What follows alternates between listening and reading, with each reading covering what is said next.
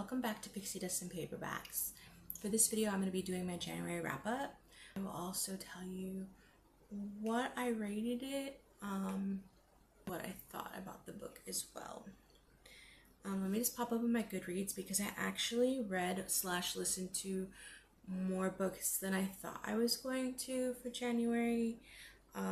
So I started this year off with a bit of a bang, which is great because, you know, there's some months where I may not read a lot. Remembering that my goal was 35 books for 2026. And in January I read 10. I'll go with my physical books first. I read the next book by Megan Lally, No Place Left to Hide. I gave it a 4. I rounded it up on Goodreads. It's probably about a 3.5 for me. I enjoyed it, but I didn't like it as much as That's Not My Name. So a bit about the book. She can't run away from her past. Brooke images everything. She works hard to maintain perfect grades, perfect looks, a perfect life, especially after the incident that threatened it all. Getting into her dream university puts her that much closer to a fresh start. How can she say no to celebrating with all of her classmates? Hanging out with her crush by the bonfire is the perfect end of the night, except it isn't the end. An old SUV starts aggressively tailing Brooke and her best friends on an isolated road towards home. Someone thinks they know the truth about the incident, and they won't stop until it's all out in the open. The terrifying drive is about to bring out Brooke's worst fears if she survives it. So I did enjoy the book, don't get me wrong. The reason why the rating is lower than what I anticipated the rating was going to be is because I found it predictable. I have a problem with books where I can kind of guess what is going to happen or who, what, where, when, why. The only thing with this is the ending plot twist, I won't get into that. I wasn't expecting that. And I wasn't expecting the incident to be, like, the truth to be what it was. I thought it was what the people tailing her was going to be. But I did guess that one of the people involved was one of the people involved, which is why I rated it lower. If a book can keep me guessing, then I 100% am going to give it a higher rating. Like I said, because I like puzzles, I like riddles, all those sorts of things. That's why I like thrillers.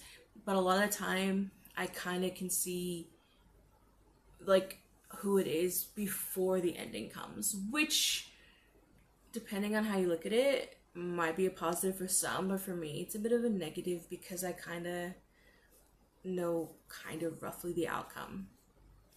So I gave it a 3.5, maybe a 3.75, because I would read it again, just to see, like, if there was anything that I missed, which caused me to be surprised with what the incident was, like the truth of the incident, and then I would kind of go from there. The next was Real versus Real. Now I annotated this. I tried organized tabbing with this book because it was fairly thin. I read it in a day, and I took breaks. Like, if I sat through and read it through, I probably could have finished it in an hour or 2 hours, probably 2 hours, but I read it sporadically through the day. So I tried organized tabbing. I don't know how I feel about this, because I thought, oh, that looks cool. Maybe it's because my book is thin. But normally, so these tabs are sticking out pretty far, so don't judge me on that. But this is how I normally tab. So, like, when, like I said, the tabs are sticking out a bit farther, I am getting more used to tabbing, so they are closer to the book when I do my normal tabbing. But this is kind of what I normally do. So, like, if I see something like this here, I'll tab where I see it and I'll highlight it, let me see if there's another one in here that's a bit different to that one. So like this tab here, I have writing in the margins, and I even multiply tab this page because there are different things that I liked in the different like key that I gave myself. So like I said, this sort of tabbing, I tabbed where I highlighted. Organized tabbing is very different. So I had my key, which is there. So I decided to pick colors similar to the colors on the cover. I started that with 2 books ago, and I kind of like that aesthetic. But I probably won't keep doing it that way because I have a lot of blue and like pink and like bright color tabs. I don't have very many dark color tabs in my pouch.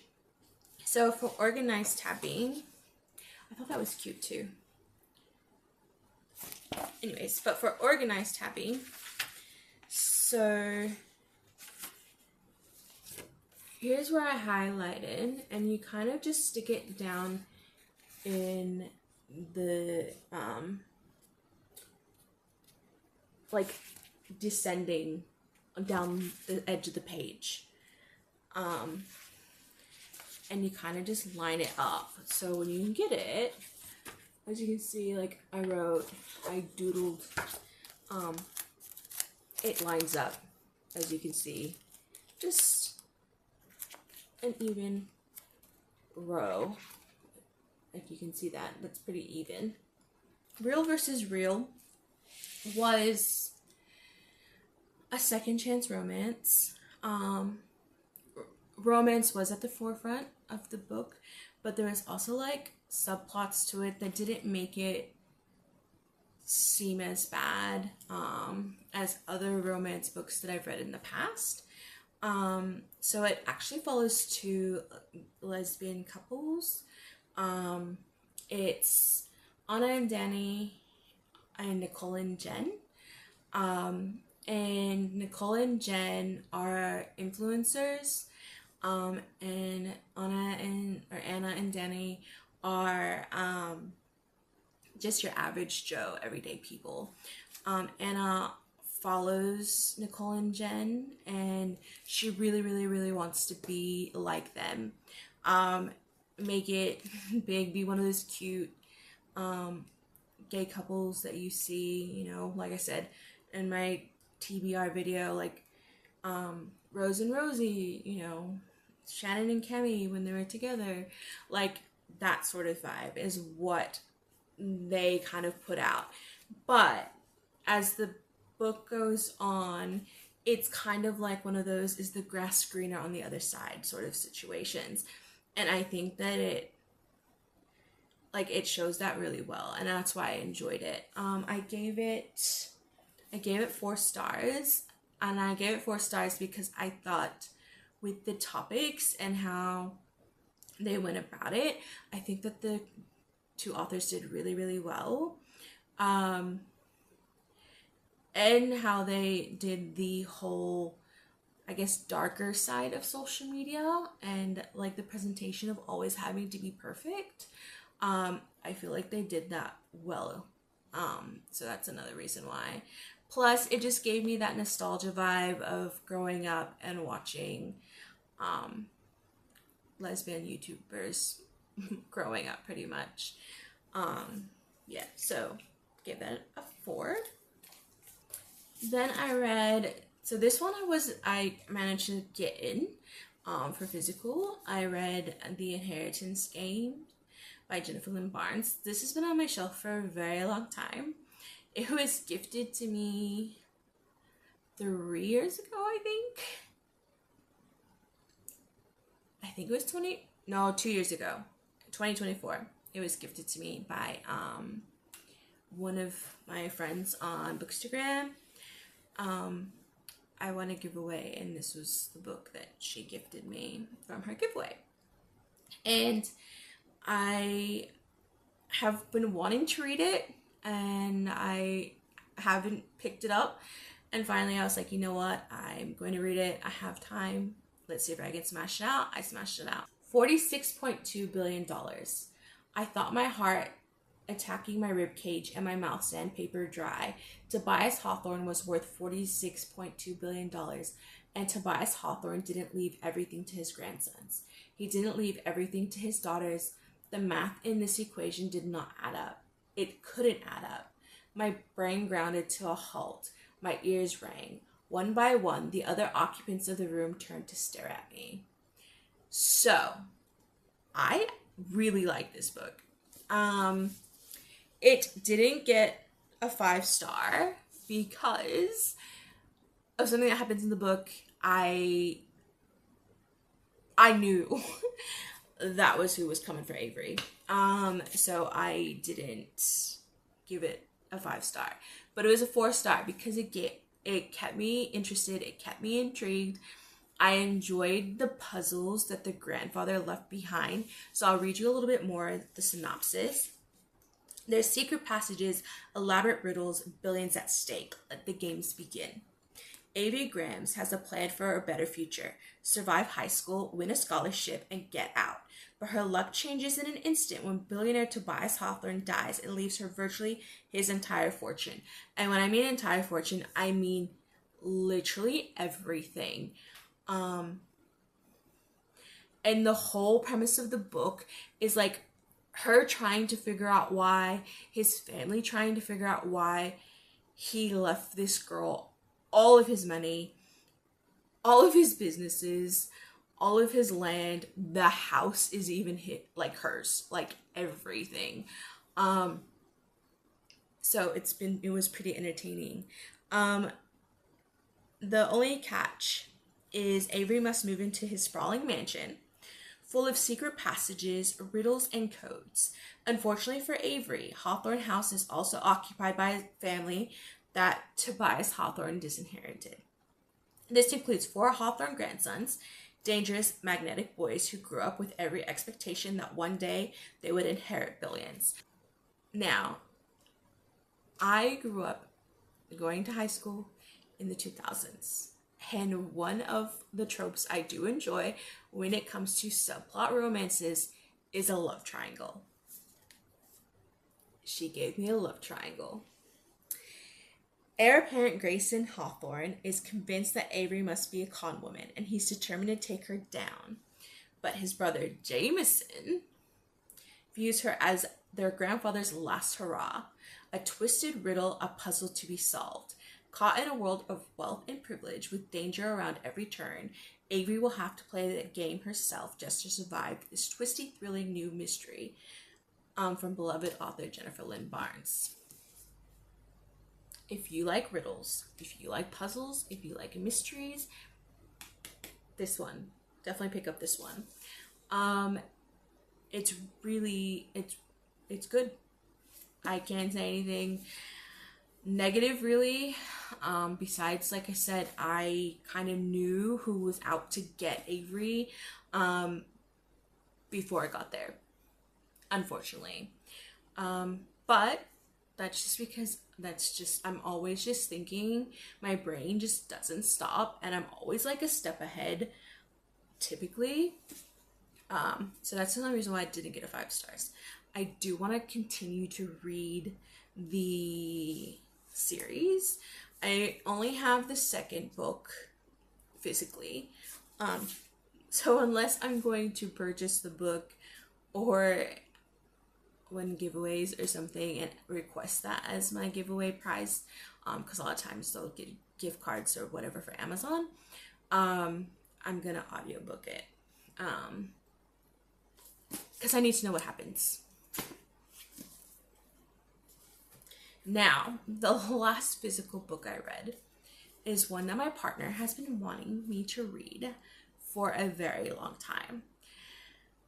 I started it physically, but then I had to finish it audiobook because I really wanted to get it in and done by the end of January. And I happened to be on stock take, so I can listen to audiobooks when I'm doing stock take at work.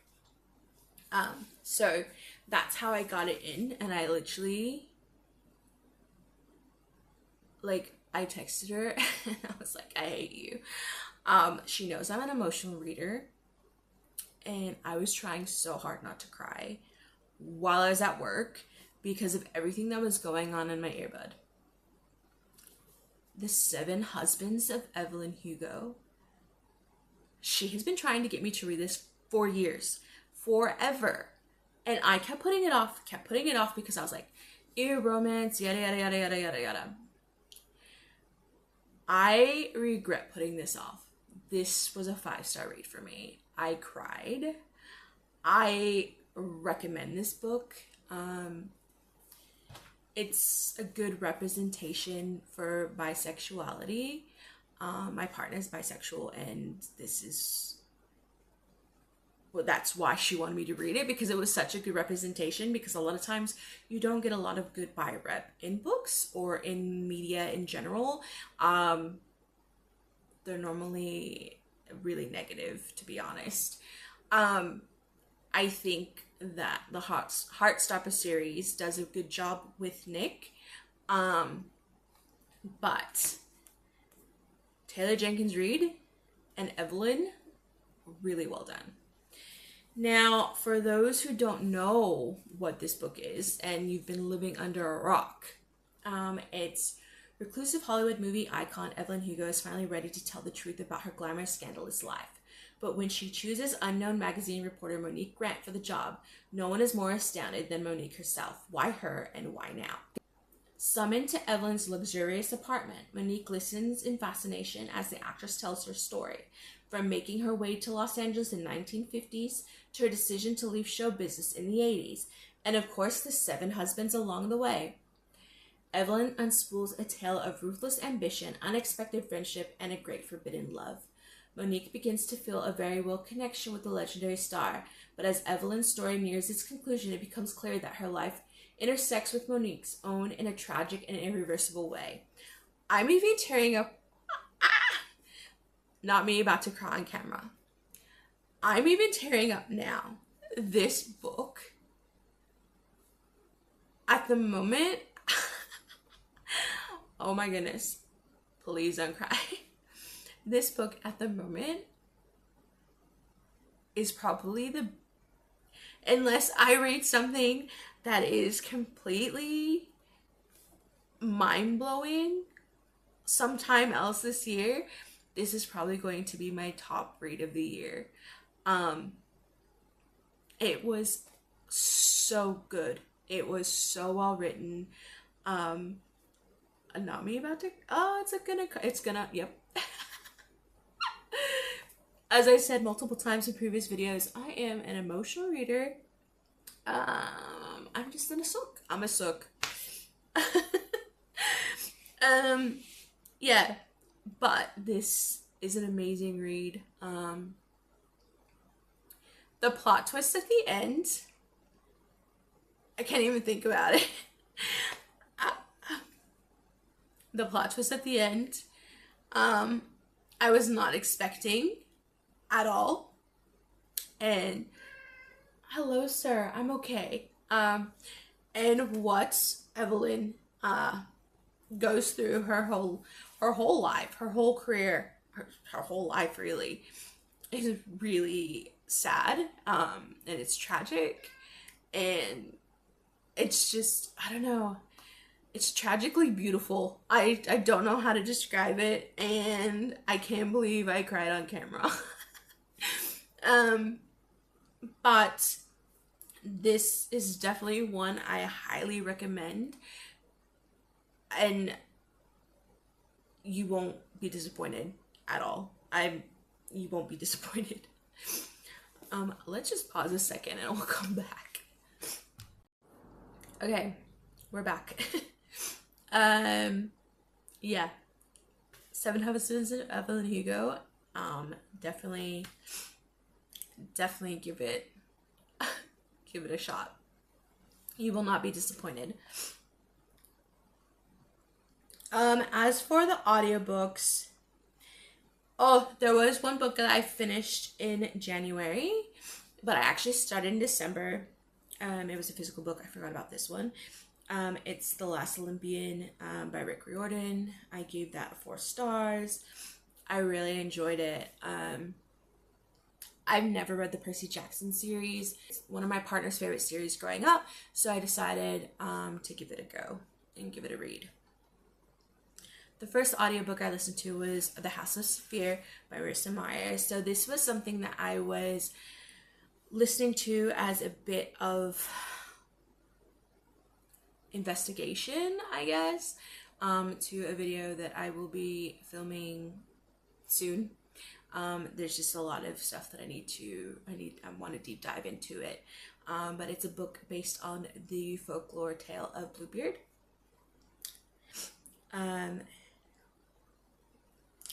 So it says, the ghost of Bluebeard, a handsome count, a con artist, is in over her head. Mallory Fontaine is a fraud. Though she comes from a long line of witches, the only magic she possesses is the ability to see ghosts. She and her sister eke out a living by selling fraudulent spells to gullible buyers and conducting tours of Count Bastien Saphir's mansion, who killed 3 of his wives more than a century ago. But she never expected to meet his great-grandson and heir to the Saphir estate. Armand is handsome and wealthy, and when he offers Mallory a large sum of money to rid his home of Bastien's ghost, she can't resist. But when the murderer returns to the House of Saphir, Mallory is almost certain the killer is mortal. If she has any hope of payment, she'll have to solve the murder and banish the ghost, all while upholding the illusion of witchcraft. Still, that all sounds easy compared to her biggest learning to trust her heart, especially when her heart's desire might be the murderer himself. So I really enjoyed this one. I've read other Bluebeard inspired stories before, and this one's probably up there. I want to say it's my second favorite, to be honest. So I really enjoyed it thoroughly. I did think it drug a little bit, which is why it got a lower score. But overall, I found it very entertaining. I do love the witchcraft aspect because I do like witchy reads. I have some behind me, as you can see. So it's something that I generally do enjoy. The next book that I listened to on audio, I actually gave it a 3-star. It's Red as Royal Blood by Elizabeth Hart. The reason why I picked up this book to listen to, it was one of those random finds on like BarrowBox. It's, if you go into like their new releases, they have like all the new releases, and it's a book I actually never even heard of. But what hooked me was it said the Inheritance Games gets the world treatment in an original thriller that combines courtly intrigue, succession, drama, and romance. So I was hoping there was going to be like, I don't know, puzzles and stuff like that in it. There wasn't really anything like that in the book. The reason why it was compared to the Inheritance Game is I think because Ruby is like a servant / maid in the royal household, and upon the death of the king, she gets pulled into the throne room and she gets named his heir, pretty much. And he has children, and he even has a queen that he left behind, but she's named the heir to the throne. And in order for her to take the crown, she has to be courting someone, or have I forgot what it's called. She has to be engaged, I guess, I'm pretty sure is what it is, to someone. So they're trying to get her to do that with one of the sons of the king that just passed. The king does leave her a letter, and this letter does say something along the lines of, if she's reading this, it's because he was murdered, and she needs to find out who killed him, why they killed him, and her origin story is kind of the key to it all, if she wants to save the kingdom in which they live in. So that is as close to inheritance games as it gets that I can think of off the top of my head. But here's the synopsis. Ruby has never found a puzzle she couldn't solve, even though she's destined to spend the rest of her life as a servant to the royal family. Her mind itches for a true challenge, but no puzzle could prepare her for the king's decision to name Ruby as the next heir to the throne just before his death. Thrown into the viper's nest of court, Ruby is forced to contend with kingdom in crisis, the dead king's angry wife, and 3 entitled and annoyingly handsome princes. Then, as if being newly crowned queen wasn't enough, she discovers a note left by the king that claims he was murdered and that she might be next.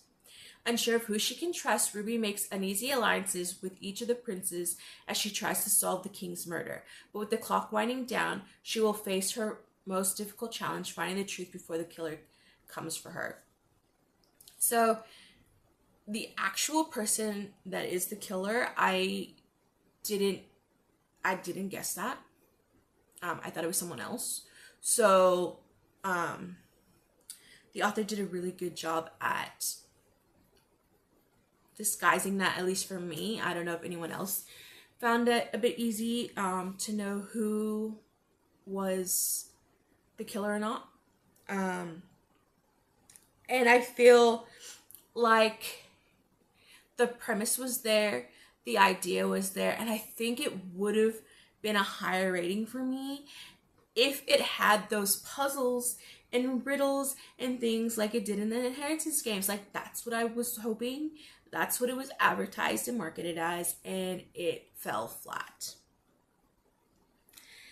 The next book that I listened to was also one of those finds that was in the new book section. I don't know if it was on BorrowBox or Libby, but it was How Girls Are Made by Mindy McGinnis. I actually gave it 5 stars. I did get a little bit emotional reading this book. Not as emotional as I did with Evelyn Hugo, but it still brought out emotion in me. And I was very impressed with how the author handled a lot of things having to do with social media. And it brought out a lot of things for me. So I used to stream on Twitch. I used to game. I used to have a larger following on Instagram when it came to gaming. I did have some high views depending on the games that I played on Twitch. And I had a little bit of a following, and at the time, you don't think, and you kind of just like will post where you're at and who you're with, and you don't necessarily realize like in the photos what you're posting, because you're just having a good time and whatever else. But this book really shows like how careful you actually need to be when you're talking to people online, and what you're posting, and when you're posting it, who's seeing it, the little tidbits you say, because when something happens in the book, I was like, oh my God. And then it made me think, because when I was doing all this, my partner was like telling me, like, don't post where we're at when we're there. Wait till hours later, or wait till the next day to post. And I was just like, oh, you're just being, you're being paranoid. Like, don't worry, like, it's gonna be fine. After reading this book, I'm just like, oh my God, she was right. I'm an idiot. So yeah, it puts a lot of things into perspective, and I think that it's a book that younger female audiences need to read, especially with other topics that were explored in it. I do think that it's definitely older, younger people, so I wouldn't recommend this book for maybe under 15, under 16. because there are some heavy topics. There is a death in the book. There's also exploitation in the book. Yeah, it was wow. Like, I don't know how to describe it, but McGinnis did a really good job at being very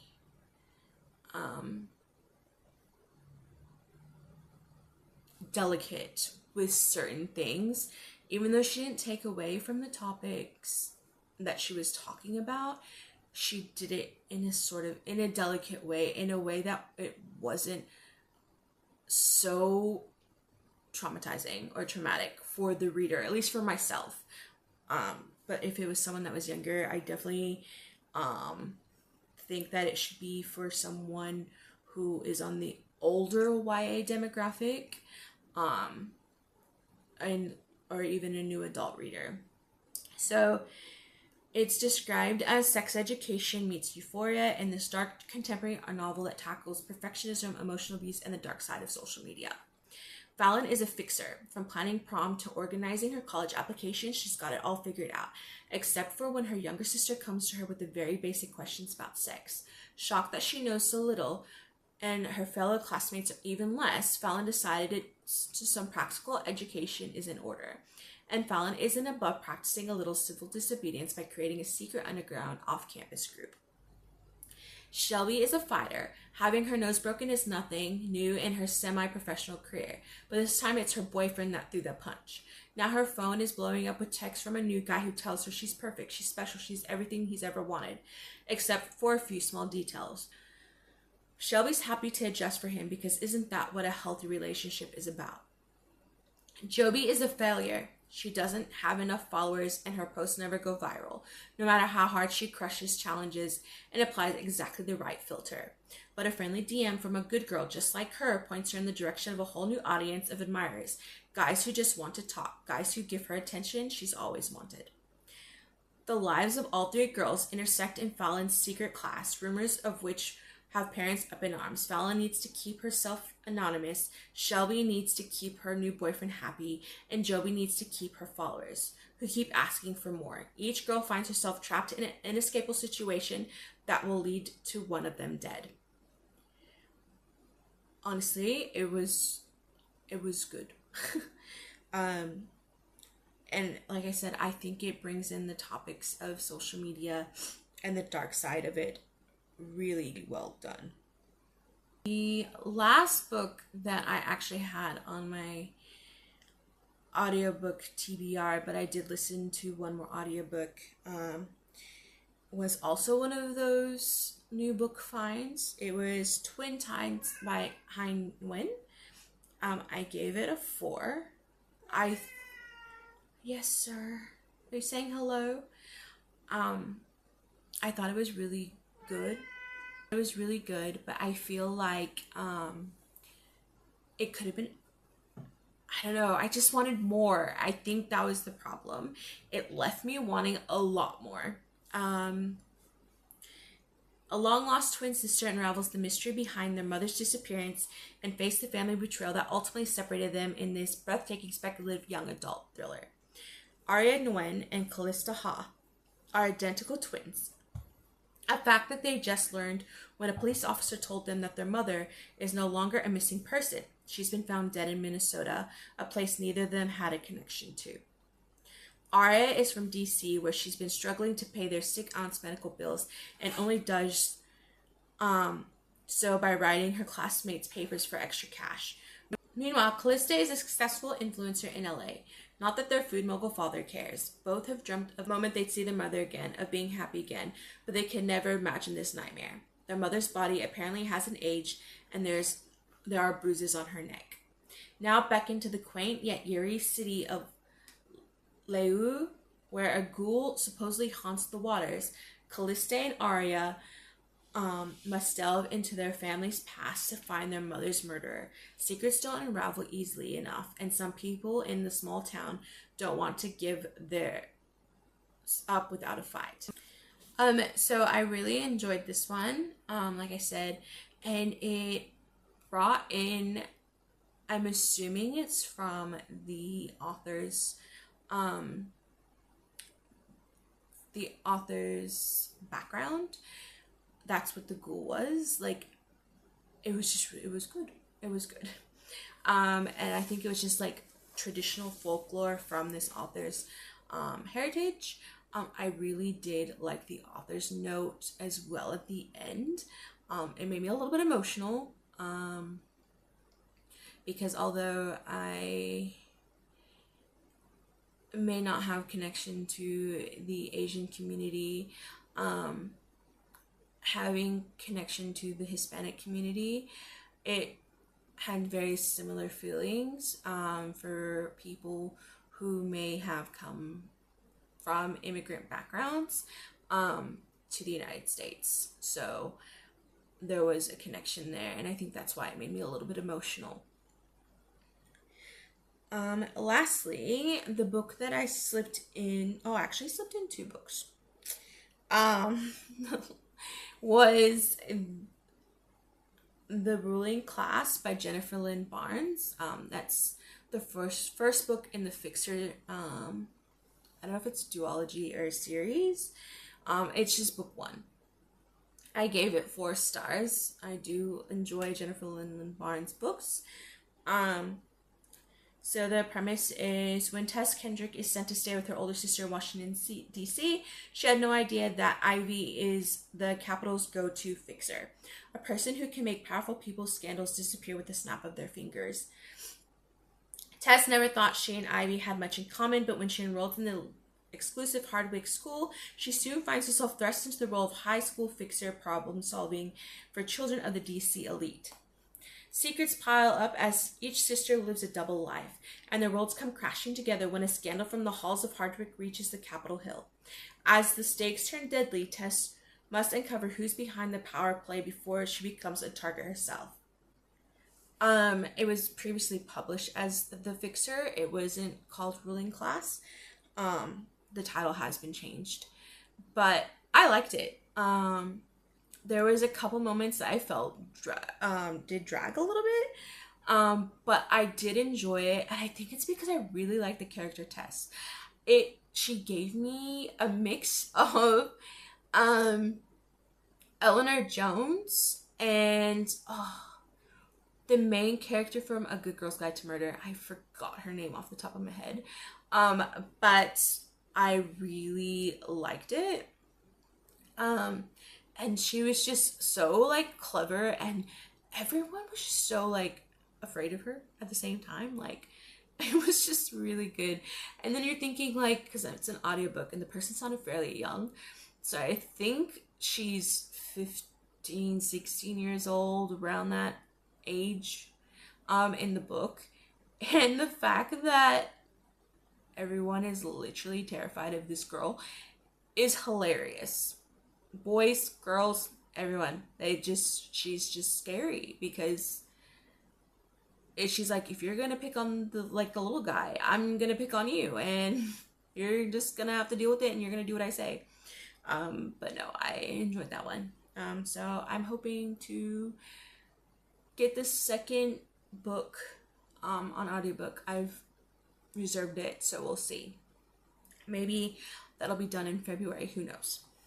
So, and that is what I read all in January. Let me know what you thought. Have you read any of those books? Let me know down below. If you did, what did you think of them? And if you've read Evelyn Hugo, please tell me I wasn't the only one that cried while I read that book. Thank you for sticking around, and I hope to see you in the next video. Well, there'll be a lot more books, a little bit of mischief, and lots of pixie dust. Bye!